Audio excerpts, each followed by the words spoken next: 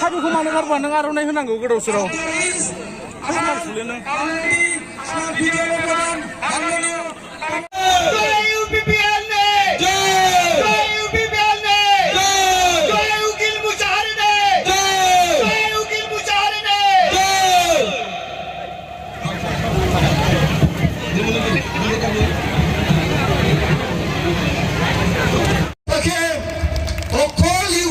সরকার অকলে আমি সরকার গঠন করি এবার কোন দলক আমি লগত লোৱাৰ নাই কোন দলে আমার লগত ফের মারিব নোৱাৰে অকলে ইউপিপিএল একক সংখ্যা গরিষ্ঠতা লৈ পেলাই আমি সরকার গঠন কৰিম অনাগত দিনত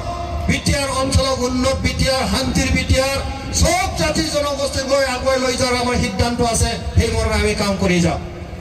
Moniruzzaman CWC secretary Manjila Khatun women cell Pratibha Brahma CWC women cell and chairman of Kokrajhar municipality এই সকল সম্মানীয় অতিথিবৃন্দর লগতে जोङो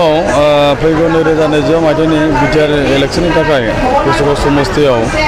बिसायख'थि फोसावदिं मेल हिसाबै जों मोनसे मिटिं लानाय जादों दा बे मेलाव जोंहा राज्य सभानि एमपि श्रीजुत रोनगोरा नार्जारी सार फैदों बिथाङानो आरो जोंनि इउपिपिएलनि वार्किं प्रेसिडेन्ट दा बिथाङा जोंनि नैबे कसुगाव समस्तिनि सिङाव थानाय तुलसिबिल बिसिनि आमिनकाटा बरामारा फिल्डआव मोनसे जोङो सुबुं गौमा मोनसे मेल लानाय जादों आरो बे मेलाव जोङो दिनै नुनो मोन्दों मोनफ्रोमबो कमिउनिटिनि मुस्लिम राजबंशी बेंगलि बर' आरो गुबुन गुबुन हारिनि बेवहाय भटार्स रायजो राजा बिथांमोना बाहागो लाफैदों आरो बेवहाय जोङो बेखौनो मिजिंथिनो हायो दिनैहाय थांनाय समफोराव जेबायदि थासारिजों जों मोगा मोगि जानांदोंमोन जोंनि गेजेराव खुनु सान्थि गैयामोन थांनाय 17 बोसोरनि आगोल नाथाय दिनै बिटिसिआव बा बिटिआरआव इउपिपिएल सरकार फैनाय लोगो लोगो जोङो मैखोमै सान्थि गायसननो हादों आरो बे सान्थि गायसननो हानायखौ जोंनि भटार्स रायजो राजा बिथांमोना गुबुन गुबुन हारि माहारि बिथांमोना बुजिनो हादों बिनि थाखायनो बिथांमोनाबो दिनै नैबे बोथोर गाज्रिबाबो अखा हानायनि गेजेरावबाबो बिथांमोना जोंनि दैदेनगिरिफोरनि जोंनि लिडार्सफोरनि माखासे खोथा खोनासंनो थाखाय फैदों माखासे बिसायख'थिनि सोमोन्दै माखासे फोसावदिं मेलाव मा बुंलांगोन थांनाय समाव बिटिआरआवहाय इउपिपिएलआ साराय बोसोराव मा मावलांखो आरो भबिष्यतआव मा मावनो आखायाव लादों बैफोर गासै थांखि आरो माखासे उद्देश्यफोरखौ फोसावफैदों आरो बेखौ खोनासंनो थाखाय रायजो राजाफोर जों इउपिपिएलआवहाय लोब लोब हाबफैदों आरो बाहागो लाफैदों बे प्राइमारियावथ' जोङो खालि मोनथाम प्राइमारियावबो जोंना फुल नङा जोङो 1 नाम्बाराव लादों जों तुलसिबिल बिसिडिसि प्राइमारि आरो जोंहा बावरागुरि ओमफ्राय खुमुल सिङाव जोङो नैबे माखासे गामि दबा गामिखौल' जों लानानै नैबे मिटिंखौ लानाय जादों मानो होनोबा जों मिथिगौ model code of conduct declaration जानाय लोगो लोगो आरो इलेक्शन कमिसननिफ्राय फोसावनाय लोगो लोगो जों मिथिनो हादों सासे केन्डिडेटआ इलेक्शन जोबजासिमाव 10 लाखनि बारा बा 10 लाखनि बारा बय एक्सपेन्डिचार श' खालामनो हाया बा अडिट होनो हाया बिनि थाखायनो जोङो लिमिटेड पपुलेसनखौ लानानै भटारफोरखौ लानानै जों नैबे प्रग्राम लादों आरो बे प्रग्रामाव जोङो जोंनि बे तुलसिबिल बावरागुरि आरो कुमुलसिं बै मोनथाम बिसिडिसिखौ प्राइमारिखौ लानानै जों जथेस्थ' जोंनि जेनाखि मोननो गोनां भट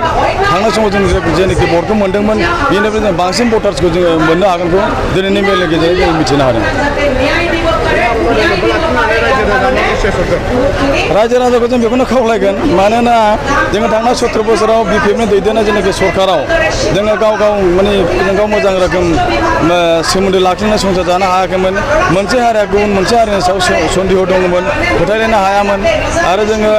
मोनानाय लोगो लोगोनो सान हाबनायनि आगोलनो जोङो गावनि न'आव थानो हायामोन बे सब समय नोङो मानसि खावनाय गावथारनाय धोन दाबिनाय बे रोखोम जाबाय थायोमोन मोनसे हारिजों गुबुन मोनसे हारि गावजों गाव बुलायनाय गावलायनाय गिलु बालु हारिजों हारिबो आरो पुलिस मिलिटारिजोंबो जोङो इनाय अयथासार खालामजायोमोन जोंनि गेजेराव खुनु थासारिया मोजां नङामोन दा जोङो इउपिपिएल सरकाराव फैनाय लोगो लोगो खोब मोजां दिनै जों 12टा 1टासिम जोङो बे बावरागुरि बायदि टाउनाव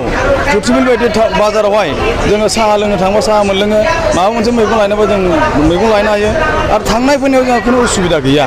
बिनि थाखायनो रायजोफोरखौ बेखौनो खावलायगोन UPPL साराय 4 बोसोरावनो जोंनि